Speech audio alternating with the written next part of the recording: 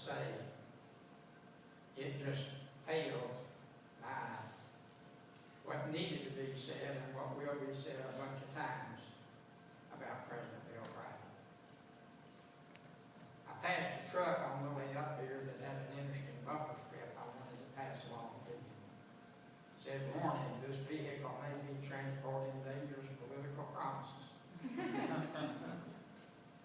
And given the time of year it is, that's a statement that's never been more true, except more so than usual this time. If I look back at my involvement in politics, it all really started right here in Chapel Hill. In that I had some law professors that were interested in the court reform issue that was going along in the legislature. And it reached the point where there were a small group of us that went over to Raleigh every Monday night to watch the legislature in action. Which some days was pretty good and some nights it was good and bad. And I just decided when I got out of law school and went back home, I wanted to do something to be a part of that.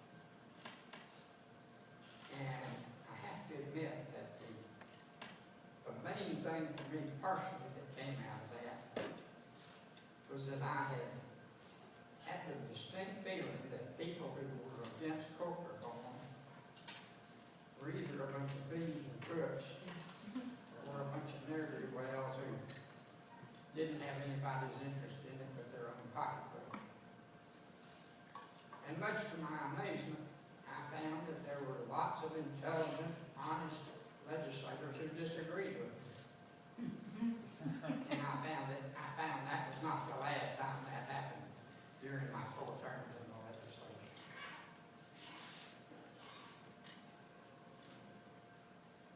This is the oldest state university in the country. We keep arguing with Georgia about this because they got their charter from the legislature several years before we got ours. But we got our classes open first, and that's what being a university is teaching. And so I've always thought we had the upper hand. And if you watch the process of the growth of the university from that late 1700s until 1931, you find that there were some changes, but not as much as there were a lot of places. There were land grant colleges, there were teachers' colleges, there were colleges for African Americans, there were colleges for women, and in Pembroke we had the first all-Indian school in the country. And as we have seen the last couple of years, however, money does drive a lot of things. In 31, Governor Max Gardner, who a lot of people think is one of our veterans, faced a similar budget crisis. And he just did a lot of changing because of that. And in that period of time, over the next 30 years, World War II came along, they had the GI Bill.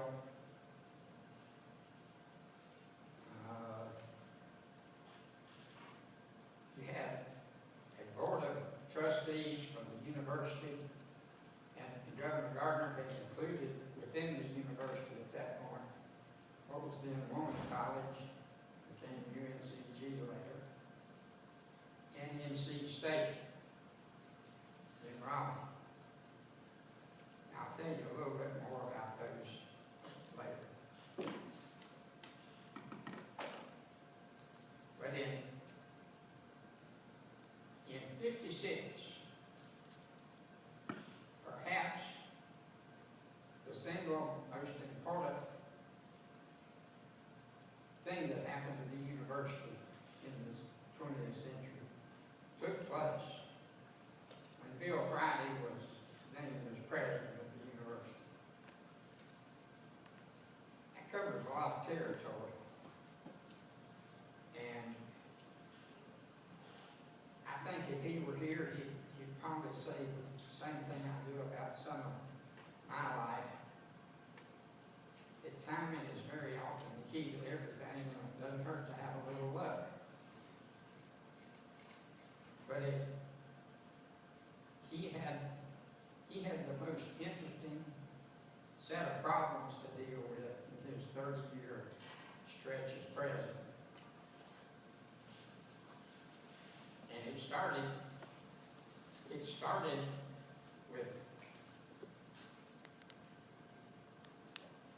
something that probably most of you may not even know what it is, but it's a big time feeling about athletic teams. We've heard a little bit about those as I've been up here too. But the Dixie Classic was hosted by North Carolina NC State Youth and Wake Forest every year in Raleigh. They invited 4 outside teams from all parts of the country. It was sort of like the ACC versus the world. Until a scandal broke in the New York Times involving first City College of New York and NYU. Then it started spreading out and eventually reached the ACC, well, what was then the Southern College. And President Friday talked with the chancellors and did something. I've often asked myself if I would have the nerve and the courage to do it, but he closed down the Dixie Classic. And it just broke the hearts of a lot of us. So when I went to the legislature in '63, I was one of those that was right on board when the resolution was introduced in the House to reinstate the Dixie Classic. It wasn't a binding law or anything, it was just a recommendation. The House had 120 members and 111 had signed the resolution. And that's when I found out early on just what a really, really good politician Bill Friday was. The bill never got out of committee, even though it had 11 out of 12 legislators who had sponsored it. And that told me a lot that I've never forgotten my whole life about just sheer political savvy.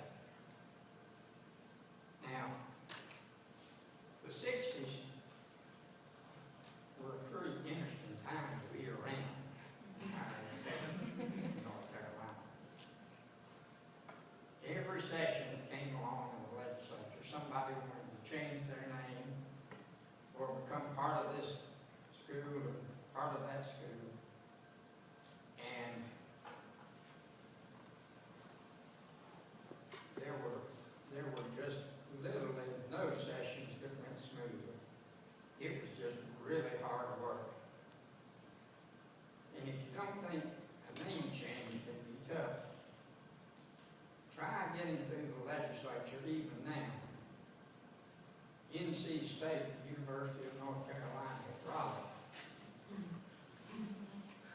The state fans did not think well of that. And when you start taking the word woman out of women's college and making it UNCG, we had a lot of female constituents that weren't very happy about that either. Regional universities sprang up. I had one in my hometown up at Appalachia, and there were several others. And it was a real good chance to make enemies just overnight. And so, you You also had some city colleges that sprang up. Charlotte, and Asheville, and Wilmington had been municipal colleges, and all those became part of the university. The School of the Arts came along. Not necessarily as part of this movement that was going on. It was mostly Terry Sanford and Mary Seaman from over Durham who just really wanted it, so they put up the money. And that answers a lot of questions right there. And later the School for Math and Science over in Durham was added to the university. And there were all sorts of coalitions and priorities within the General Assembly. I got to see it firsthand. I was on the board of the Appropriations Committee every time, and was part of a group that was trying to help Appalachian. You swapped your vote for somebody who was down in East Carolina or something, and eventually you went home with a fair amount of money for your school. And it became more and more apparent that this was not working the way it was supposed to. If the idea was to spend the money in the best way possible for the education of the kids in North Carolina. Now, Governor Bob Scott was the son of a governor, came in, he had been lieutenant governor. He was chairman of the Board of Higher Education, which handled a whole bunch of schools. And then he was also chairman of the Board of Trustees for the university. So he's in a good strategic position to try to do some things about that. And Governor Scott appointed Lindsey Warren from down in Goldsboro, who is one of the best legislators that our state has been privileged to have, to put together a report recommending what to do about the problem. And from the time that report came in, it had more intense debate than anything else I had seen during my term there, even more than the Equal Rights Amendment when it was on the ballot as a constitutional thing. Not always on the floor, but in the hallways and the committee rooms and on the telephone. And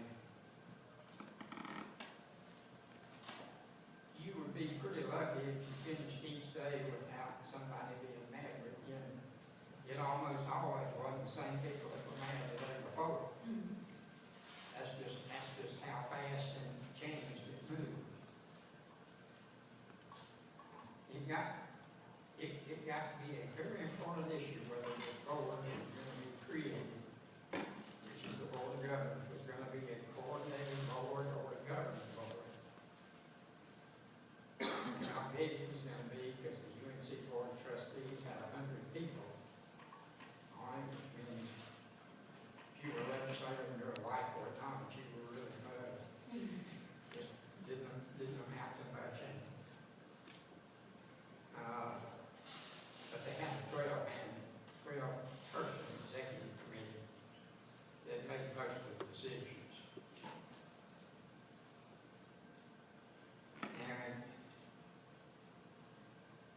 in July 1, 1972, we had to have the new administration in place and all the policies in place that you were going to operate under. And Bill Friday has won the battle of how the legislation was going to be set up, but you could still lose the war if you didn't get the policies right. And it was all done very quietly, without with a minimum of publicity about it. Of course, newspapers then weren't quite as nosy as they are today. And right now, whatever cause you're on whose side you're on,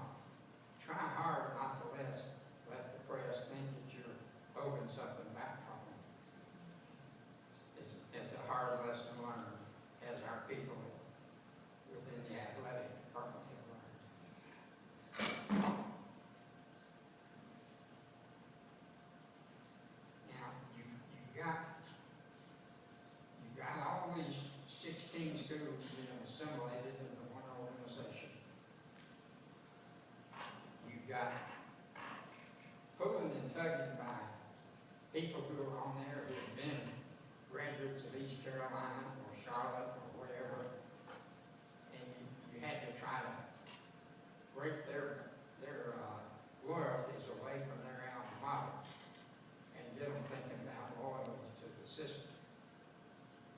And this is a big part of where I think Bill Friday just pulled off a major miracle that's still serving the people of the state.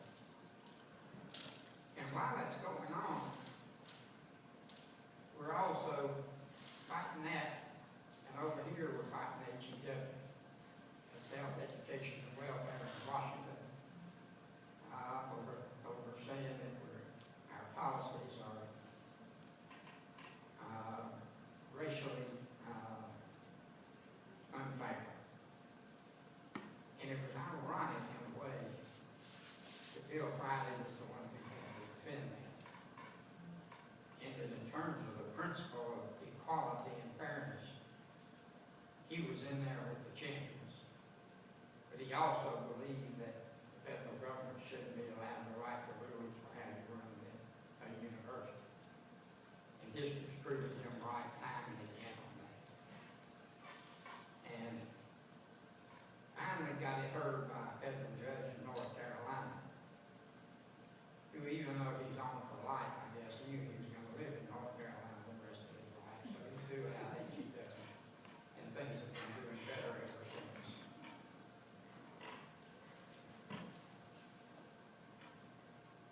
All of this about the structure of our university has been unique, I think, to North Carolina. There were an awful lot of people around the country who didn't think it would work. And today, many of those are still shaking their heads and not able to figure out why. And I think you can point the finger clearly at President Bill Friday and his staff. I hate to go and staff with John sitting here, but he had a great group of people around him who knew how to work the legislature, but who also knew how to work the campuses and knew how to say things in a way that people in North Carolina said, that sounds reasonable. And that's half the battle right there. I've always believed that this university is what puts North Carolina apart and above the rest of the South and most of the rest of the country. And I've seen nothing that has changed my mind. It's ironic that you have to also give credit to Governor Scott, who, even though he and President Friday were on opposite sides of time, he had that old stubborn streak that the Scott family had, and he just hung in there and kept fighting, and eventually it came around to where everybody thought it was all right. And I have to say, you have to give credit to the legislature, because you know when you're sitting over there in the legislature and you've gotten yourself elected out of folks back home, you liable to think you know it all. I got disabused of that early on too. My first day in the legislature, one of the old legislators called me up and said, "Son, would you take this bill up to the reading clerk?" He thought I was a page. And I looked about that young at the time. But for those of us who cared and paid attention, this was a chance of a lifetime to be part of creating something that was going to be great and lifting to our state to a whole different level. Structure does matter.